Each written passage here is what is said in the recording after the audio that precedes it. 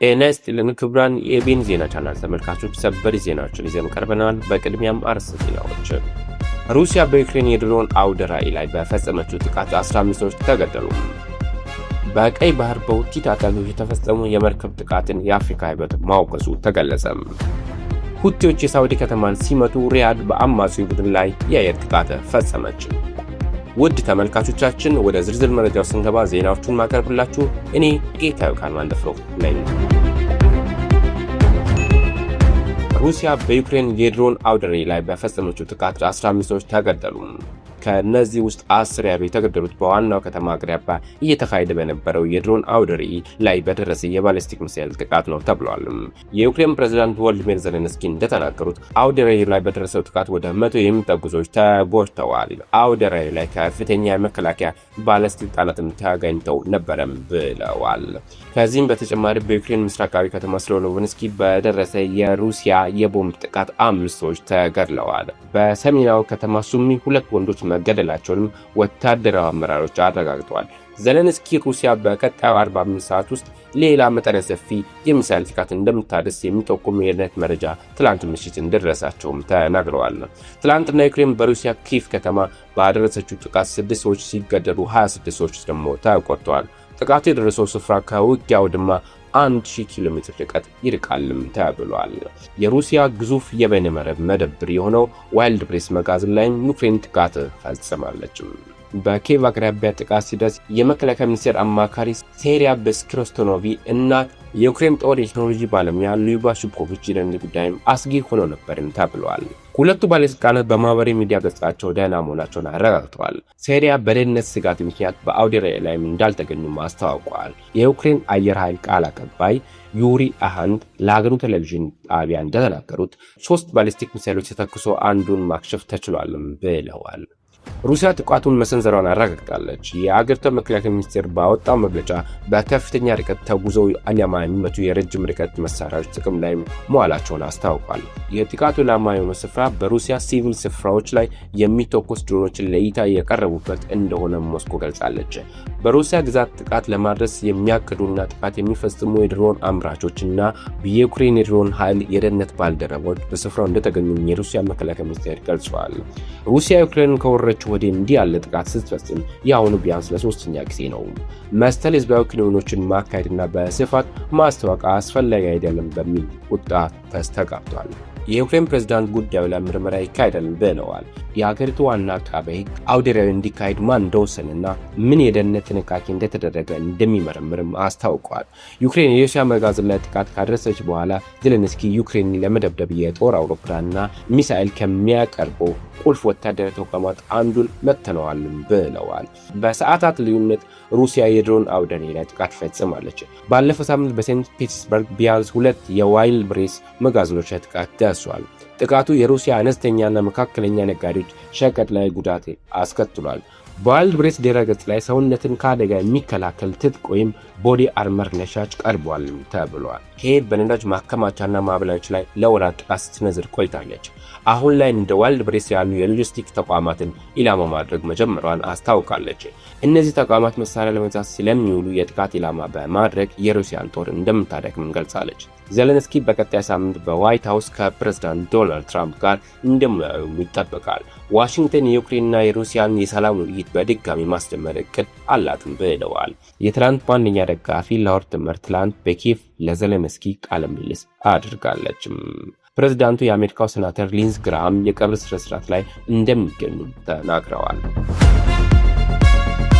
በቀይ ባህር በሁቲ ታጣቂዎች የተፈጸሙ የመርከብ ጥቃትን የአፍሪካ ህብረት ማውገዙ ተገለጸ።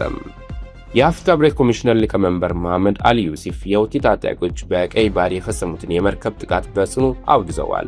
ሊቀመንበሩ ትላንትና ባወጡት መግለጫ የቀይ ባህር የመርከብ መተላለፊያ ደህንነት ለአፍሪካ ከፍተኛ ስትራቴጂካዊ ጠቀሜታ ያለው መሆኑን አስታውቋል። የፖለቲካ ተንታኞች በበኩላቸው ቀይ ባህር አዲሱ ሆርሙዝ እየሆነ ነው የሚል ጥያቄ እያነሱ ነው። ሁኔታው እጅግ አሳሳቢ መሆኑንም ለዶይቼ ቬለ ገልጸዋል። የአፍሪካ ህብረት ኮሚሽን ሊቀመንበር መሐመድ አሊ ዩሱፍ መግለጫውን ያወጡት የሁቲ ታጣቂዎች በቀይ ባህር ሰልፍ በነበሩ ሁለት የሳውዲ አረቢያ ነዳጅ ጫኝ መርከቦች ላይ ጥቃት መፈጸማቸው በተገለጸ በጥቂት ሰዓታት ውስጥ ነው። መሐመድ አሊ ዩሱፍ በመግለጫቸው የተፈጸመው ጥቃት የግጭቱን በአደገኛ ሁኔታ መባባስ እንደሚያመለክት ገልጸዋል። የቀጠናውን ሰላምና ጸጥታ እንደሚጎዳም አመላክተዋል። በንግድ መርከቦች ላይ የሚፈጸም እንዲህ አይነት ጥቃት ከዓለም እጅግ ስትራቴጂካዊ ውሃ ላይ መተላለፊያ አንዱ በሆነው መስመር ላይ ከፍተኛ ስጋት የሚደቅን ነው ብለዋል። የቀይ ባህር መርከቦች መተላለፊያ ደህንነት ለአፍሪካ ከፍተኛ ስትራቴጂካዊ ጠቀሜታ ያለው መሆኑንም አክለዋል። የፖለቲካ ሳይንስ ተንታኝ የሆኑ ዶክተር አስናቀ ከፋለ ለዶቼ ቬለ ሲናገሩ በሁቲዎች የተፈጸመው ጥቃት እጅግ አሳሳቢ መሆኑን ገልጸዋል። ይህ ከፍተኛ የሆነ ስጋት ነው የሚያጭረው። ለምን? ቀይ ባህር ከፍተኛ የሆነ የንግድ መተላለፊያ ስለሆነና በተለይም ደግሞ የምስራቅ አፍሪካ ሀገራት ከፍተኛ የሆነ የወጪና የገቢ ንግዳቸው የተመሰረተው በቀይ ባህር ላይ በመሆኑ ከዛም አልፎ የህንድ ውቅያኖስና የሜዲትራኒያን ባህርን የሚያገናኝ መስመር ከመሆኑም አንጻር ይህ የሚዘጋ ከሆነ ከፍተኛ ስጋት ነው የሚያመጣው ብለዋል። የአፍሪካ ህብረት ኮሚሽን ሊቀመንበር በመግለጫቸው ለሁቲ አማጽያኑ ያስተላለፉት መልእክት በንግድ መርከቦች ላይ የሚፈጸሙትን ጥቃት በአስቸኳይ እንዲያቆሙ ነው።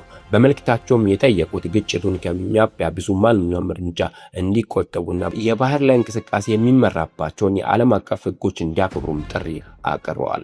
የሁቲ አማጽያን በንግድ መርከቦች ላይ ጥቃት የፈጸሙት የሳውዲ አረቢያ መርከቦች በቀይ ባህር እንዳይንቀሳቀሱ ቀደም ብለን ያስተላለፍነውን እገዳ ተጥሷል በማለት ነው። እገዳውን የጣሉት ደግሞ ሳውዲ አረቢያ እነሱ በሚቆጣጠሩት የየመን ሰነአ አውሮፕላን ማረፊያ ላይ ፈጽማለች ያሉትን ጥቃት ለመበቀል መሆኑን ሁቲዎች አስታውቀዋል።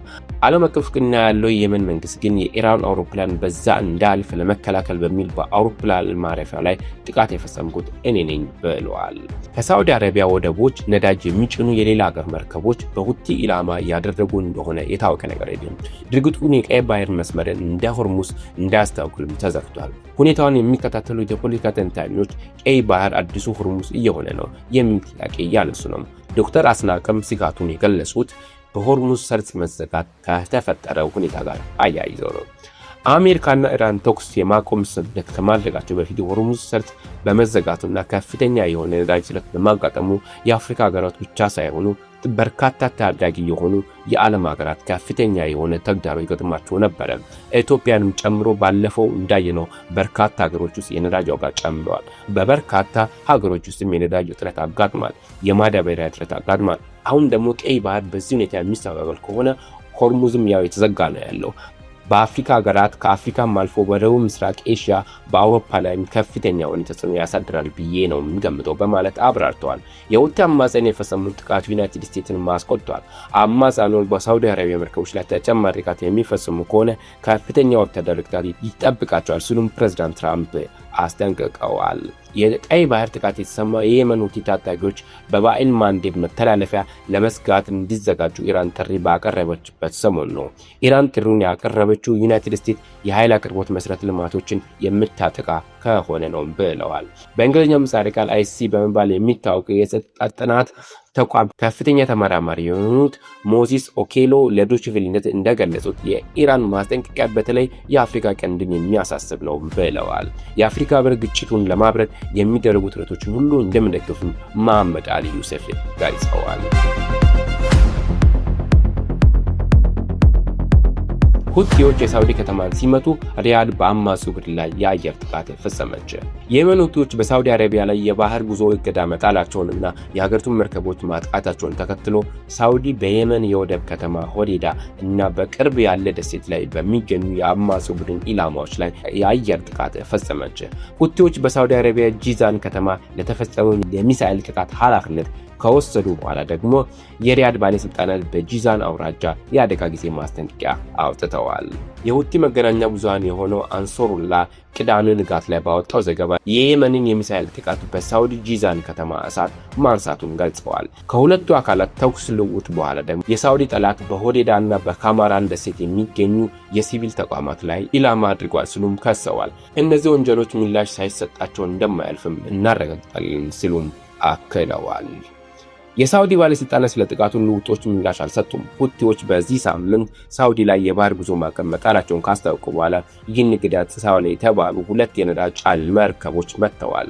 ይህ የሁቲዎች ጥቃት በቀይ ባህር በኩል የሚደረግ መርከብ ጉዞ ላይ አዲስ ስጋት የፈጠረ ሲሆን በዚህም የተነሳ የነዳጅ ዋጋ ከግንቦት ወዲህ ለመጀመሪያ ጊዜ በበርሜል $100 ተሻግሮ ነበረ። አርብ ከሰዓት ግን የነዳጅ ዋጋ መለኪያ ተደርጎ የሚቆጠረው ብሬንት ዋጋ $4 ቀንሶ $96 ገደማ መድረሱን ሮይተርስ ዘግቧል።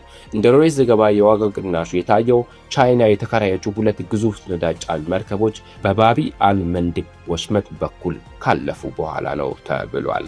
ክቡራን ተመልካቾቻችን ለሰዓቱ የያዝነው ዜና የሚመስል ነበረ። ከጥቂት ሰዓታት በኋላ በሌሎች መረጃዎች እስክንገናኝ መልካም ጊዜ እያልን ኢቢኤም የዜና ቻናልን ላይክ እና ሰብስክራይብ ያድርጉ። እንዲሁም የደወል ምልክቱን ይጫኑ። አስተያየቶንም በኮሜንት ሴክሽን ላይ ያስቀምጡልን።